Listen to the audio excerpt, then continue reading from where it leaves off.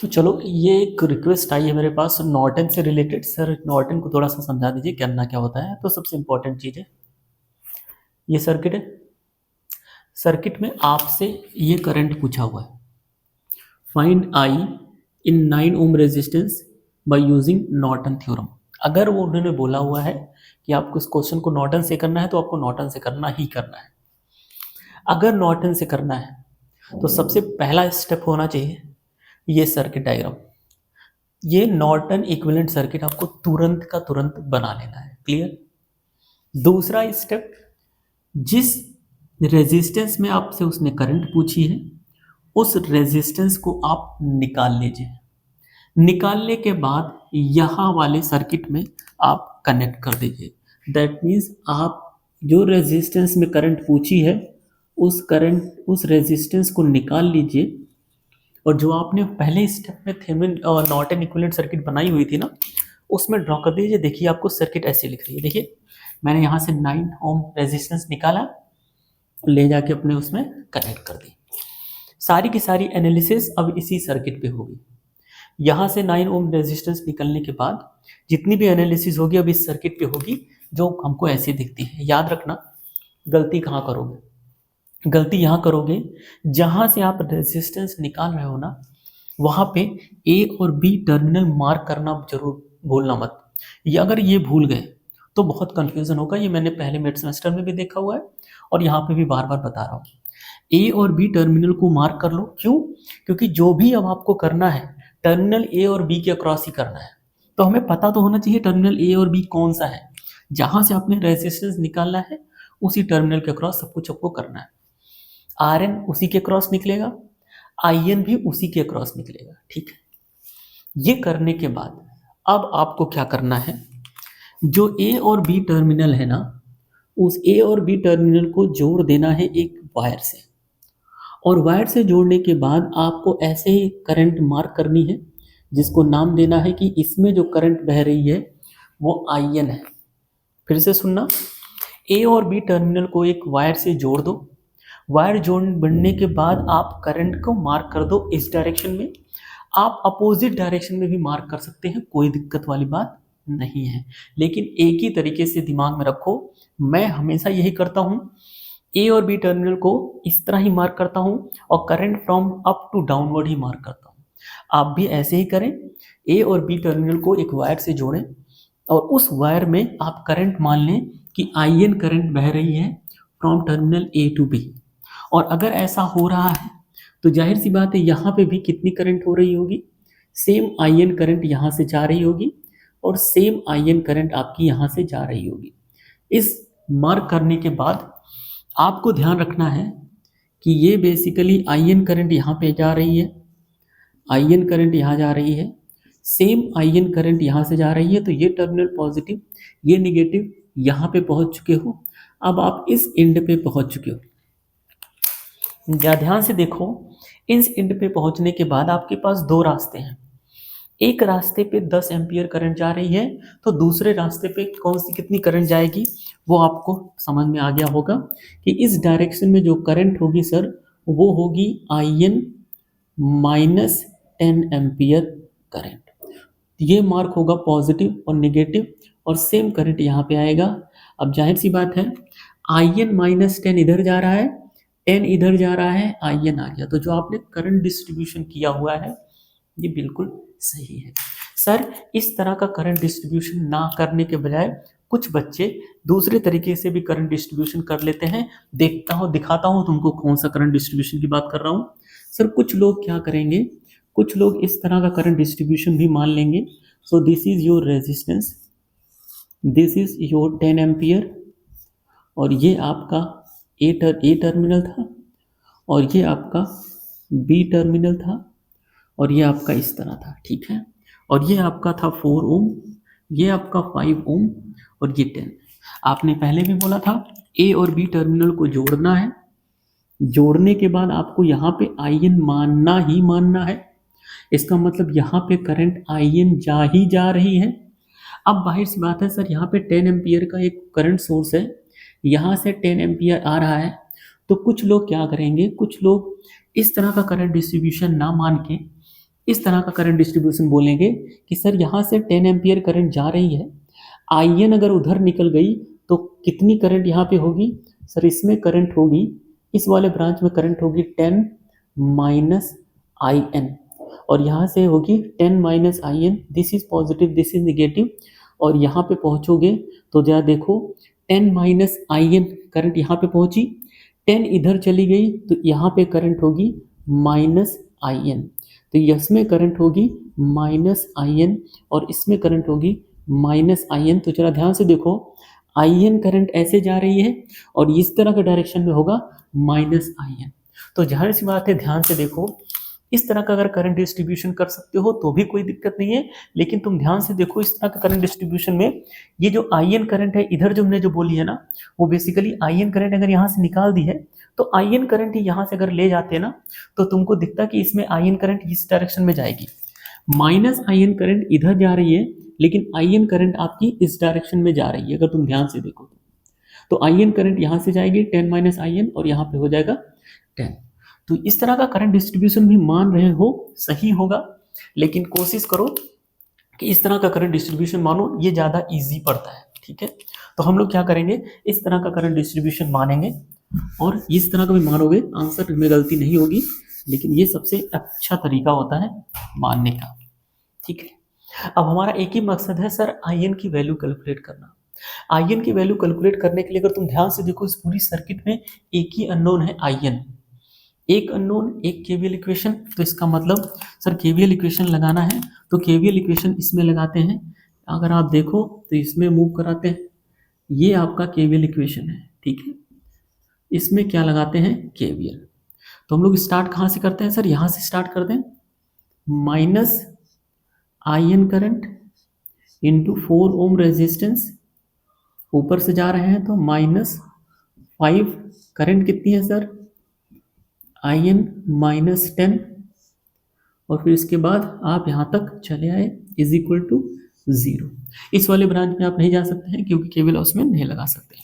तो अगर इसको आप सिंप्लीफाई करोगे तो minus 4 I N minus 5 I N plus 50 is equal to 0, तो ये हो जाएगा minus 9 I N is equal to minus 50, I N की वैल्यू होगी 50 डिवाइडेड बाई 9। ठीक है, तो सर आई एन की वैल्यू आ चुकी है, सो आई एन की वैल्यू आप यहाँ पे लिख लीजिए 50 डिवाइडेड बाई 9 एम्पियर। क्लियर, ये तरीका होता है आई एन कैलकुलेट करने का। पहले याद रखना, इसको मार्क ऐसे ही करना, डायरेक्शन डाउनवर्ड ही लेना और इसके बाद केवीएल लगा देना, आई एन की वैल्यू आ जाएगी। क्लियर, अब बचता है सिर्फ आर एन की वैल्यू। सर आर एन की वैल्यू निकालते समय इस सर्किट में ही सिर्फ और सिर्फ जहाँ पे वोल्टेज सोर्स है उन्हें शॉर्ट करना है और जहाँ पे करंट सोर्स है उसे ओपन करना है।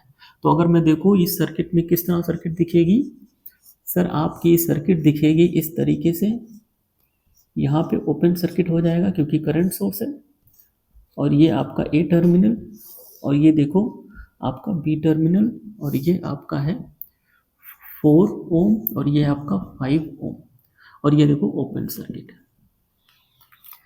आर एन निकालने के लिए याद रखना, जब देखो मैंने क्यों बोला था इसको ए और बी मार्क कर देना, अगर ये बी मार्क नहीं करते तो देखो यहाँ पे भी ओपन टर्मिनल है, यहाँ पे भी ओपन टर्मिनल है, तुम लोग कंफ्यूज हो गए। तो ए और बी के टर्मिनल के अक्रॉस हमको इक्विवेलेंट रेजिस्टेंस निकालना है। जाहिर सी बात है ये ओपन सर्किट है सर, ओपन सर्किट है, इस बंदे को यहाँ से बिल्कुल हटाया जा सकता है और अब हमको सर्किट कुछ इस तरह दिख रही है। अगर आप ध्यान से देखो ए और बी के बीच में 2 ही रेजिस्टेंस है और कुछ नहीं है। ए और बी के बीच में 2 रेजिस्टेंस है और वो दोनों रेजिस्टेंस आपस में सीरीज में है। तो अगर ध्यान से देखो जो इक्विवेलेंट रेजिस्टेंस आर एन होगी वो होगी 4 + 5 और ये 9 ओम। तो देखो आर एन की वैल्यू कितनी आई सर, आर एन की वैल्यू आई है 9 ओम और ये 9 ओम है और इसकी करंट की वैल्यू आई है 50/9। तो अब जाहिर सी बात है इस सर्किट में लगता है current divider rule. Current divider rule आप देख सकते हो, ये भी 9 ये भी 9, तो करंट डिवाइडर रूल लगाने की ज़रूरत भी नहीं क्योंकि जो भी करंट है वो दोनों रेजिस्टेंस में बराबर डिवाइड होगी। तो अगर 50/9 आ रही है तो 50/9 का हाफ इसमें जाएगा और 50/9 का हाफ इसमें जाएगा। तो इसमें जो करंट होगी वो 50/9 का हाफ होगी। दैट मीन्स इसमें जो करंट जा रही होगी 59/2 divided by 2, this will become 59, 50 divided by 18 ampere. और इसमें जो करंट जा रही होगी वो भी 50/18 जा रही होगी। अगर ये दोनों रेजिस्टेंस इक्वल नहीं आते तो हमें करंट डिवाइडर रूल लगाना पड़ता। क्यों? क्योंकि यहाँ पे करंट हमको पता है, ये रेजिस्टेंस पता है, ये रेजिस्टेंस पता है, यहाँ की करंट निकालने के लिए हमें करंट डिवाइडर रूल लगाना होता। और यही तरीका है आपका सब कुछ कैलकुलेट करने का। अब आपको देखो, आपकी करंट हमको निकालनी थी, current through the 9 ohm resistance. तो देखो 9 ओम रेजिस्टेंस के क्रॉस करंट आपने बहुत आसानी से निकाल लिया। क्लियर? और ये है तरीका आपका प्यारा सा नॉर्टन थ्योरम से क्वेश्चन सॉल्व करने का। ये तो एक सिंपल तरीका था, एक सिंपल क्वेश्चन था। एक और टफ क्वेश्चन लेते हैं नॉर्टन थ्योरम से सॉल्यूशन सॉल्व करने का क्वेश्चन। ठीक है, देखते हैं।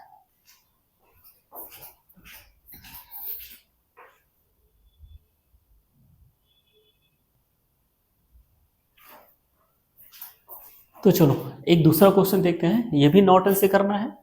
By current in the 20 ohm resistance. पहला स्टेप सर, पहला स्टेप क्लियर है। हम लोग क्या करेंगे, एक इक्विवेलेंट सर्किट ड्रॉ करेंगे।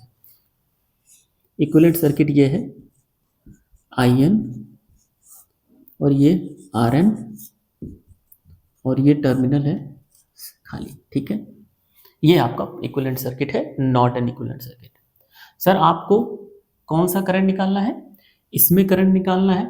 तो सबसे पहला चीज, इस बंदे को यहां से निकाल लीजिए। इस बंदे को यहां से निकाल के कहां पे लगा दीजिए? टर्मिनल यहां से आप भी निकालिए, वहां जरूर मार्क करिए A और B, और उसको निकाल के आप यहाँ पे जरूर लगा दीजिए। तो ये 20 ओम आपका यहाँ पे आ गया। क्लियर? अब आपको इसके अंदर की करंट निकालनी है। तो इसके अंदर की करंट निकालने के लिए जो फॉर्मूला होता है according to current divider rule, वो होता है जो टोटल करंट आप निकालोगे IN इनटू जो इक्विवेलेंट रेजिस्टेंस RN है divided by RN plus 20 ohm. ये फॉर्मूला लगा के आप करंट निकालोगे। ठीक है, तो आपको दो चीज़ की वैल्यू चाहिए, IN और RN की। तो सबसे पहले ये सर्किट हमको दिख रही है, इसी सर्किट को यूज़ करके हमको IN की वैल्यू निकालनी है और RN की वैल्यू निकालनी है। ठीक है, अब एक काम करते हैं सर, इस A और B में यूज़ करते हैं। अब सबसे इंपॉर्टेंट चीज़ है, हमें क्या करना है सर, हमें क्या करना है, इसको शॉर्ट करना है। सर हमें इसको शॉर्ट कर देना है। शॉर्ट करने के बाद इसमें जो करंट मानना है वो IN मानना है, वो भी from down top to down. Clear? ये IN करंट हमने मान लिया। ठीक है, अब बात होती है यहाँ पे एक वोल्टेज सोर्स है, यहाँ पे एक वोल्टेज सोर्स है, यहाँ पे एक करंट सोर्स है। तो सबसे पहले हम लोग स्टार्ट करते हैं करंट सोर्स से। तो करंट सोर्स से अगर स्टार्ट करते हैं तो करंट सोर्स से यहाँ से 10 एम्पियर करंट जा रही है, प्लस माइनस यहाँ पे जो करंट आ रही है वो 10 एम्पियर जा रही है।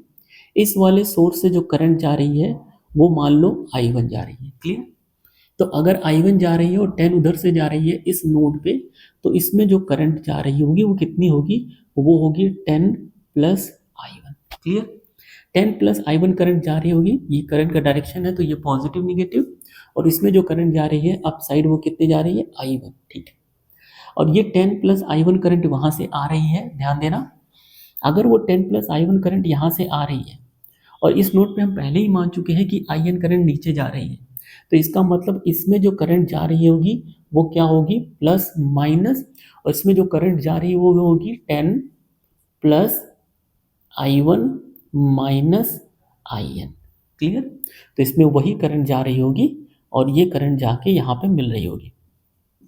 अब नीचे जो करंट आई वो कितनी आई? 10 प्लस I1 माइनस IN, और यहाँ से आ रही है IN, तो जाहिर सी बात है यहाँ पे चाहे बचेगी क्या होगी?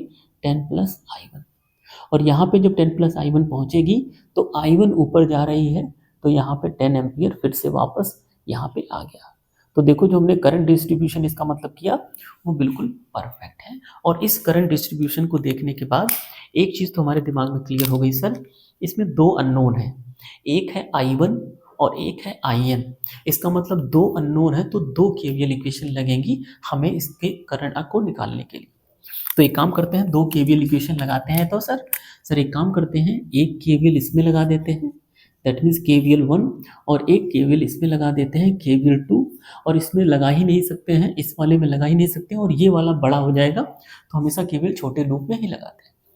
इसमें जब लगाएंगे तो आप देखोगे तो यहाँ पे क्या होगा, ये नेगेटिव है, ये पॉजिटिव है, सो दिस विल बिकम 20। हम लोगों ने KVL लगाई है 1 में, तो देखो 20, और यहाँ पे क्या होगा प्लस, रेजिस्टेंस कितना है 8, करंट कितना है 10 plus I1 minus 10I1 is equal to 0। This is equation number 1। अब KVL 2 में KVL लगाते हैं, दैट मीन्स KVL इन 2। अगर यहाँ से लगाते हैं, कुछ नहीं दिखा, यहाँ पे आप देखोगे तो पॉजिटिव 2 10 प्लस I1, ये क्या है माइनस 10 वोल्ट, और करंट डायरेक्शन इधर है तो ये पॉजिटिव, ये negative, so that means positive 5, और ये क्या होगा I1 इज इक्वल टू 0। चलते हैं, दो इक्वेशन बनाते हैं। दो इक्वेशन बनाने के बाद क्या बनेगा, 20 plus 80 plus 8I1 minus 8IN is equal to 0। इसके हिसाब से अगर मैं उधर लेके जाऊं चीज़ों को, तो ये हो जाएगा 8IN minus 8I1 is equal to 100। This is equation number 1। इसको सिंप्लीफाई करते हैं, so this will become 20 plus 2I1 minus 10 plus 5I1 is equal to 0। Clear? तो इस इक्वेशन को देखो ध्यान से, तो इसमें सिर्फ और सिर्फ I1 की वैल्यू है, तो अगर I1 की वैल्यू यहाँ से निकल जाती है तो IN की वैल्यू यहाँ से निकल आएगी। तो यहाँ पे देखते हैं, तो ये हो जाएगा टोटल सर, अगर आप देखो तो 7I1, और ये उधर लेके जाते हैं तो 10 माइनस 20, सो जो I1 की वैल्यू होगी वो होगी minus 10/7 from equation number 2। I1 की वैल्यू अगर इसमें हम पुट कर देते हैं तो 8IN माइनस 8I1 की वैल्यू है माइनस 10/7 इज इक्वल टू 100। अगर आप इसको देखो तो ये हो जाएगी 8IN plus 80/7 is equal to 100। तो इसकी वैल्यू जो IN की वैल्यू आएगी वो होगी 8IN is equal to 100 minus 80/7, और उसके हिसाब से अगर आप देखो तो ये वैल्यू कितनी होगी 700 माइनस 80 डिवाइडेड बाई 7, और ये हो जाएगा 620 डिवाइडेड बाई 7, और IN की वैल्यू हो जाएगी डिवाइडेड बाई 8 कर दो तो 620 डिवाइडेड बाई 56। सो ये है आपकी IN की वैल्यू। ठीक है, IN की वैल्यू आ गई इतनी। IN की वैल्यू कैलकुलेट करने के बाद अब जाहिर सी बात है IN की वैल्यू आप यहाँ पे पुट करेंगे। ठीक है, अब बचता है सिर्फ और सिर्फ RN की वैल्यू। RN की वैल्यू कैलकुलेट करने के लिए यही सर्किट लेते हैं और इसको फिर से यहाँ पे ड्रॉ कर लेते हैं। This is your resistance 8 and this is 2 and this is 5, और ये आपका ओपन सर्किट, जहाँ जहाँ पे आपका करंट सोर्स है वहाँ पे आपका ओपन सर्किट, और जहाँ जहाँ पे आपका वोल्टेज सोर्स है वो short circuit. So this is 5 ohm and this is 5, this is 5, this is 2 and this is 8 and this is again short circuit.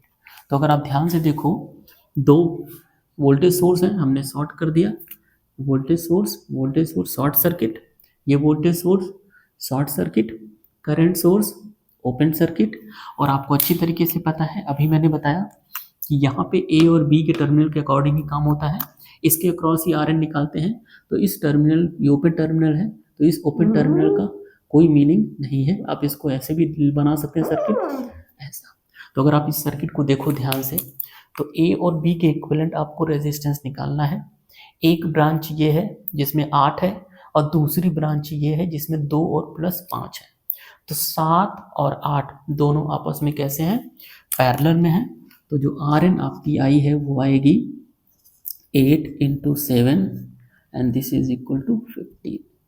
तो ये हो जाएगा 56/15।